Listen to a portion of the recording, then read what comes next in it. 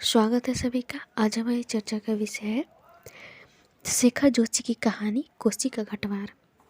यह जो कहानी है नई कहानी दौर की बहुत ही प्रसिद्ध कहानी है। ये कह सकते हैं कि जो नई कहानी की कहानियों में मुख्य प्रतिनिधि जो 10 कहानियाँ आती हैं उनमें से एक ही महत्वपूर्ण स्थान रखता है अपना। और उसने कहा था के बाद उसने कहा था मैं जिस तरह के प्रेम का चित्रण किया उन्होंने, जिसमें नायक नायिका ने बिना सामाजिक मर्यादाओं का उल्लंघन करते हुए और अपने प्रेम को मर्यादा में अपनी सीमाएं जानते हुए लेखक ने उसे दिखाया है। मतलब उसी तरह से बिल्कुल इसमें भी शिखा जोशी ने भी उसी तरह उसने कहा था कि तरह ही इसे प्रस्तुत किया है, जिसमें नायक नायिका ने अपने सीमाओं को समझते हैं और कहीं पर भी वे अपनी सामाजिक मर्यादा को उल्लंघन नहीं करते हैं। और एक जैसे कि शुक्ल जी ने उसने कहा था के संबंध में कहा था कि प्रेम तो है पर कहीं ऐसे जैसे कहीं स्वर्ग से झांक रहा हो और अपनी मर्यादाओं का कहीं भी दमन ना कर रहा हो। बिल्कुल उसी तरह आप इस कहानी को भी कह सकते हैं। तो ये कहानी खुद में बहुत ही अच्छी कहानी है, आप इसे पढ़िएगा और समझिएगा। आज इसकी हम समीक्षा करने वाले हैं, तो उससे पहले ये जान लीजिए कि शिखा जोशी जो कि नई कहानी के जैसे मैंने कहा एक प्रमुख कहानीकार है। इनका जो कहानी की दुनिया में आरंभ भी है एक कल्पना पत्रिका में कोसी के घाटीवार छपा था, उसी से ही हुआ था। यानी कि कोसी के घाटीवार इनका पहली कहानी ही है जो कि कल्पना पत्रिका में छपी थी 1957 में। तो आपने अगर नई कहानी थोड़ा बहुत भी पढ़ा होगा तो आपको पता होना चाहिए कि नई कहानी 57-58 के समय बहुत ही चरम पे रही थी। लगातार कम जो कि इसके त्रयी थे, नई कहानी के त्रयी आपने पढ़ा होगा तो त्रय में आते हैं मोहन राकेश, राजेंद्र यादव और कमलेश्वर। इन लोगों ने ही नई कहानी को जैसे कि जन्म दिया और नई कहानी को अपने में बांधा और एक अच्छी दिशा दी जिससे वो बहुत ही प्रसिद्ध हुई। और आपने पढ़ा होगा शायद, आपने नहीं भी कहीं पढ़ा होगा, पर फिर ये आपको बता देती हूँ कि नई कहानी ऐसा कोई खुलकर तो नाम नहीं आता है, पर क्योंकि वो लोगों ने अपने खुद को ये नहीं कहा था कि हम खुद नई कहानी से जुड़ रहे हैं, पर फिर भी कुछ महिला 3 महिलाएं जिस तरह लेखक में त्रयी आते हैं नई कहानी के, उस तरह लेखिका में भी त्रयी आती है नई कहानी के। बस बात ये है कि उन लोगों ने खुद से स्वीकार न करते हुए कि हम नई कहानी के हैं, पर कहानियाँ भी उन जो नई कहानी में जो एक ट्रेंड कहानी का चला था उसी के साथ उसी के समय पर उन लोगों की कहानियाँ आ रही थी। तो उन लोगों में जो है मनु भंडारी का नाम सबसे महत्वपूर्ण आता है, जो कि राजेंद्र यादव की बीवी भी थी, वाइफ थी। और दूसरा नाम आता है उषा प्रियमवदा की, जो कि एक विदेशी जो प्रवासी साहित्यकार थे, फिर भी उनका स्थान वापसी कहानी से बहुत ज़्यादा उनका नाम प्रसिद्ध हो गया था। और एक आती है कृष्णा सोबती जी। तो जिस तरह आपने लेखक त्रयी पढ़ा होगा उसी तरह लेखिका त्रयी है नई कहानी की। हाँ, वो बात अलग है कि मनु भंडारी ने ये कहा था कि उन्हें वो स्त्रियों को वो प्रतिष्ठा नहीं मिल पाई थी जो उस समय में लेखकों को मिल गई थी। लेकिन फिर भी आज के समय में बहुत सारे लोगों का मानना है कि उस समय में बहुत ही महत्वपूर्ण भूमिका थी इन तीनों लेखिकाओं की। तो अगर क्योंकि ये आज के आलोचकों का मानना है, तो अब आपको पता है कि अब यूजीसी का सिलेबस चेंज हो चुके हैं, तो आपके लिए महत्वपूर्ण हो सकता है कि लेखिका त्रयी कौन थी। तो इसलिए मैंने आपको थोड़ा सा बता दिया इसके बारे में। और अगर बात करें तो और आपको एक बात और बता देती हूँ कि थोड़ा सा मनु भंडारी के बारे में ये बता देती हूँ कि मनु भंडारी ही इसमें सबसे मुख्य रहेंगे, क्योंकि मनु भंडारी की जो रचना थी वो अपने समय में इतने कम समय में इतना ज़्यादा वो प्रसिद्धि प्राप्त कर लेती। जैसे कि ममता कालिया जी ने अपनी आत्मकथा में लिखा है कि जब वो उनकी कहानियाँ आती थी तो बिना समय मतलब कि कुछ प्रसिद्धि पर ही तुरंत सिलेबस में उसे लगा दिया जाता था। जबकि किसी रचनाकार की कहानी आती है तो एक समय में उसकी प्रतिष्ठा उसके अति देखने के बाद कुछ साल लगते हैं उसे लगाने में, जबकि मनु भंडारी की कहानियाँ बहुत जल्दी सिलेबस से जुड़ जाती थी। इसलिए लेखिकाओं में इनका नाम मुख्य रूप से आता है। अब बात करते हैं थोड़ा कोसी के घाटवार की। तो कोसी के घाटवार एक आंचलिक कहानी है जो कि क्योंकि एक कोसी के आसपास ही गुसाई के अपने मतलब जिसने वो आटा का शायद मिल खोला रहता है, मिल ही उसे कहते हैं, तो उसी के आसपास ये सारा घटित होता है, इसलिए कोसी का घटवार वहाँ पर कहा गया है। और इसके बात करें तो इसके मुख्य पात्र में सबसे पहले बात करते हैं, क्योंकि इसके बाद बहुत इससे प्रश्न आते हैं। कुछ कहानियाँ जो यूजीसी नेट के सिलेबस में दी गई हैं जिसमें से कुछ 4-5 महत्वपूर्ण जैसे प्रश्न आने ही आने हैं हर साल, उनमें से ये एक कहानी है। तो इसके पात्र को बहुत ध्यान से देखिएगा। गुसाई इसका नायक है, कहानी का मुख्य पात्र है जो एक फौजी था, परंतु फौज से रिटायर होने के बाद वो गेहूँ पीसने का कार्य करने के कारण घटवार कहलाया। लक्ष्मा गुसाई के गांव की एक स्त्री है जो गुसाई से प्रेम करती है, परंतु उसके पिता उसका विवाह राम से फौजी से करवा देते हैं। पति की मृत्यु के बाद कोई उसकी सहायता नहीं करता है। एक लक्ष्मा का बेटा है जिसकी आयु 6 से 7 वर्ष है, तो उसका नाम नहीं आया है। एक किशन सिंह है, गुसाई सिंह की यूनिट का एक सिपाही जो राम सिंह और लक्ष्मा के विवाह के विषय में गुसाई को बताता है। लक्ष्मा का जेठ जेठानी का, खैर ये इम्पोर्टेंट नहीं है, इसलिए आपके लिए इसमें जो अब तक प्रश्न आए हैं जैसे मैं बताती हूँ तो वो गुसाई और लक्ष्मा से ही आए हैं। और एक चीज़ जो आपको बिल्कुल नहीं कन्फ्यूजन होना चाहिए, लक्ष्मा और लक्ष्मी, क्योंकि ये पात्र बहुत ज़्यादा पूछे जाने वाले हैं प्रश्न ये। अगर लक्ष्मी आए पात्रों में तो याद रखिएगा लक्ष्मी नाम की पात्र वो मैला आंचल में है, और लक्ष्मा आए माँ आए तो लक्ष्मा आए तो कोसी का घटवार होगा। ये इसलिए मैं बता रही हूँ क्योंकि दोनों से ही प्रश्न आते हैं बहुत ज़्यादा, मैला आंचल से ही और इससे भी। वो आंचलिक उपन्यास है, वो ये आंचलिक कहानी है। तो ये लक्ष्मी और लक्ष्मा में गड़बड़ाइएगा मत, क्योंकि बहुत ज़्यादा प्रश्न आते हैं। और इसकी समीक्षा को थोड़ा सा ध्यान से देखते हैं तो थोड़ा सा मैं इसको थोड़ा सा आपको सार बतला देती हूँ कि क्या है। गुसाई एक जो नायक है वो लक्ष्मा से प्रेम करता है।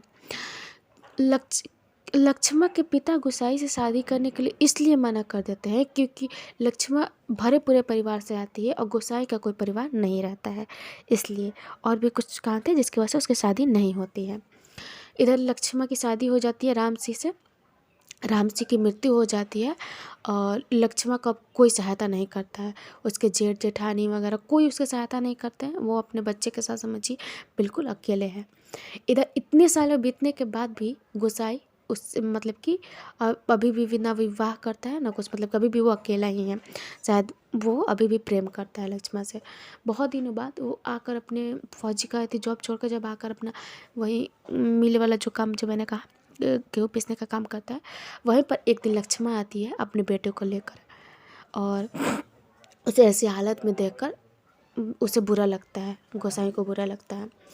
वो उसकी कुछ सहायता करना चाहता है उसके बच्चे को देखकर, जब उसका बच्चा थोड़ा रोता है करते, क्योंकि कभी छोटा बच्चा रहा तो जिस समझ नहीं आता है, तो वो उसे मदद करने की कोशिश करता है। पर लक्ष्मा को ये बात बिल्कुल अच्छी नहीं लगती है। लक्ष्मा अब वो पहले वाली लड़की नहीं रहती है जो कि गुसाई से प्रेम करती है, मतलब ऐसा नहीं कि प्रेम नहीं करती, प्रेम करती होगी मन ही मन, पर उसे खुलकर नहीं दिखाया गया है।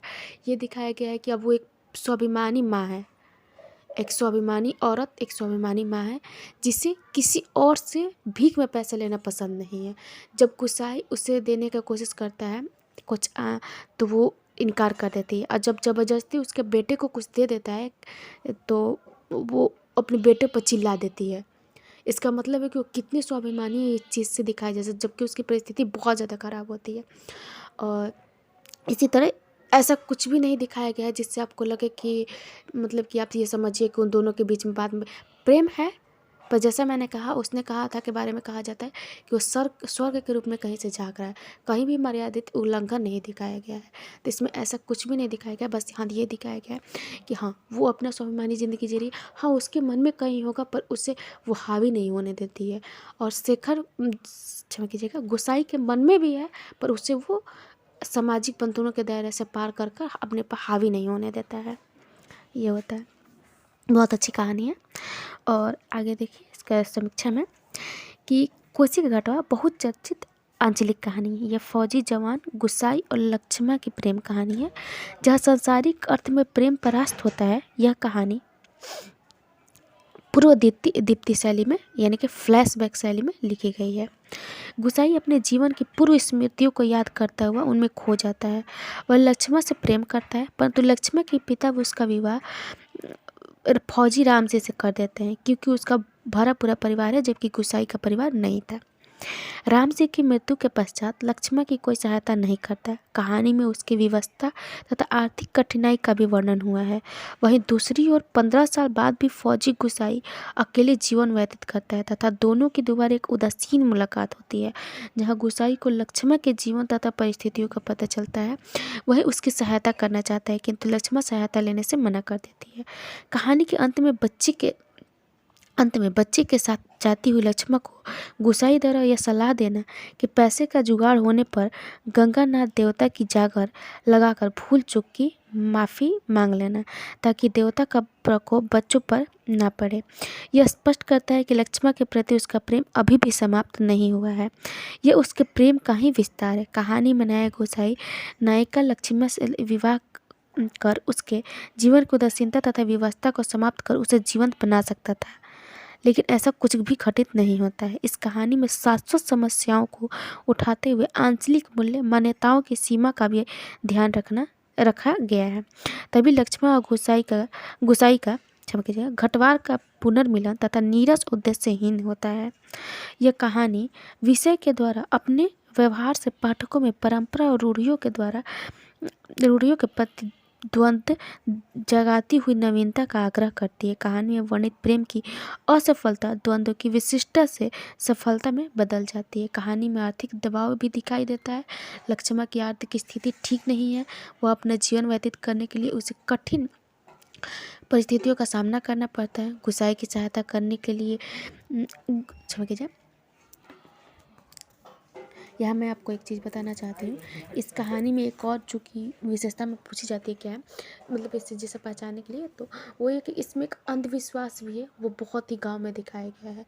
जैसे कि कोई अगर झूठी कसम खा ले तो उस झूठी कसम के प्रकोप इतना ज़्यादा होता है कि देवता उसकी पूरी जीवन, मतलब कि ऐसे गांव में भी आपने सुना होगा, तो उसमें ऐसे ही चीज़ दिखाया गया है कि जहाँ एक कसम को तोड़ने की वजह से समझता है आदमी कि मतलब कि पूरा उसका ज़िंदगी बर्बाद हो जाएगा। तो कहीं कहीं अब वो चीज़ नायक के जरिए भी दिखाया गया है। तो ये जागर जलाना, ये सब चीज़ें वो अंधविश्वास को दिखाता है।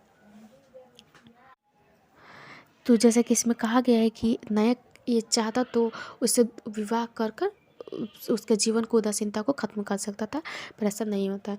तो ये कहानी जिस समय की है, वो अगर वो आज की परिस्थिति की कहानी होती तो शायद उसका अंत कुछ और होता, क्योंकि आज परिस्थितियाँ अलग है। पर जिस समय की ये कहानी है 1957 की, उस समय की परिस्थितियाँ बिल्कुल अलग थी।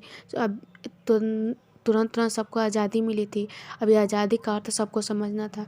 आज़ादी के बाद जो भूमंडलीकरण का दौर आना था, उस समय सबको अकेलापन, इसका नई कहानी का जो केंद्र था मध्यम वर्गीय परिवार में लोगों का अकेला होना, अकेलेपन पे ही कहानी रहती थी, जो कि निर्मल वर्मा की कहानी में बहुत ही आपको खुलकर दिखाई देती है कि किस तरह लतिका अकेले में रहती है। तो उस समय में ये सब चीज़ें संभव नहीं थी कि एक व्यक्ति से तुरंत विवाह कर लेना, वो भी गाँव जैसे जहाँ अंधविश्वास को इतना ज़्यादा ध्यान दिया जाता हो।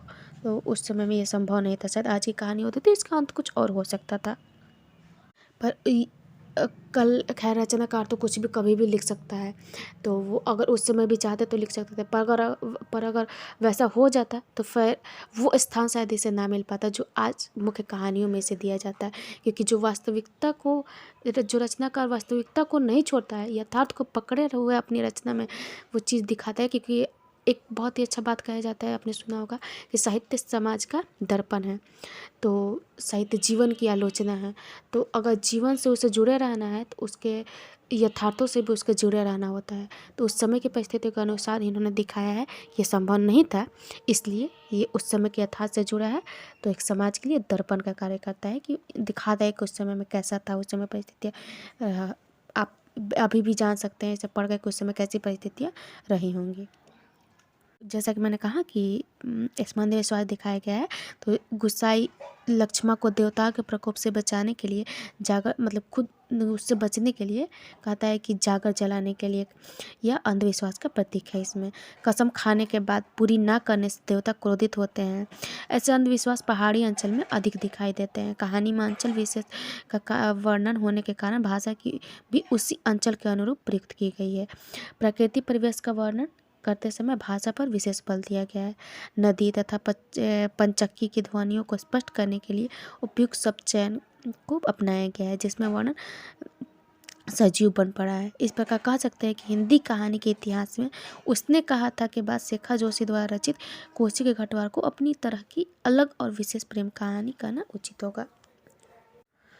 आज के लिए इतना ही। आप बताइएगा कि आपको ये समीक्षा कैसे लगी। समीक्षा का अर्थ ही होता है कि आपको कहानी को कम में समझाया जाए, उसके पात्रों पर फोकस किया जाए। आप इसके अर्थ को समझ जाइएगा ना, तो आपको कोई दिक्कत नहीं होगा। ये कहानी मैं आपको ये बताना चाहती हूँ कि ये कहानी हमारे 10th के सिलेबस में भी थी, तो मेरे पास ये बुक नहीं था पढ़ने के लिए, और ये कहानी मैंने मेरे टीचर ने सुनाई थी मुझे कि किसी जिक्र चल रहा था कहानियों का, हिंदी कहानी का एग्ज़ाम होने वाले थे, तो उन्होंने ये अपनी कहानी सुना दी थी ये कहानी। तो मुझे ये कहानी इतनी पसंद आई थी, और इत्तेफाक से इसी से एक दिन उतरी प्रश्न आ गया था, इसके सारांश लिखने से आ गया था। तो ये क्योंकि ये जो 4-5 कहानियाँ और कुछ ऊपर जो चीज़ रचनाएँ हैं, जैसे प्रश्न आने ही, अगर आप जैसे कि मैला आँचल उसने कहा था कोसी का घाटा, ये कुछ ऐसी रचना है कि अगर आपकी हिंदी मैट्रिक में हो, बीए में हो, एमए में हो, कहीं भी हो, तो इससे प्रश्न आने ही आने हैं। ये निश्चित है कि आएंगे ही आएंगे, इसमें कोई दो राय नहीं है। तो मैंने इस पे करीबन 3-3.5 पेज इस पे लिखा था, और उस समय मेरे हिंदी में सबसे हाईएस्ट नंबर आए थे, इसलिए मेरा बीए में, एमए में सब ऑनर्स से मेरा हिंदी रहा है, और उसी से मैंने जेआरएफ भी क्वालिफाई किया है। तो अगर आपको रचना पसंद आ जाती है, तो आप उसे समझ जाते हैं, तो आप उसे बहुत आसानी से लिख सकते हैं। तो मेरे पास कुछ पसंदीदा कहानियों में से एक थी। अगर आपको अच्छा लगा हो तो आप वीडियो को शेयर कीजिए, लाइक कीजिए, सब्सक्राइब कीजिए चैनल को, और बहुत बहुत धन्यवाद जुड़ने के लिए। अपना फीडबैक ज़रूर दीजिएगा। अगर आपको भी कुछ ऐसी रचना है या फिर कहानी, उपन्यास जो आपको पढ़कर कुछ अनुभव ऐसा हुआ हो जो आप साझा करना चाहते हो, तो आप कमेंट सेक्शन में आप साझा कर सकते हैं, जिसे पढ़कर आपको वाकई में बहुत अच्छा अनुभव हुआ हो, आपको कुछ सीखने को मिला है, आपको अच्छी अंदर से जो भावना आती है वो आई हो।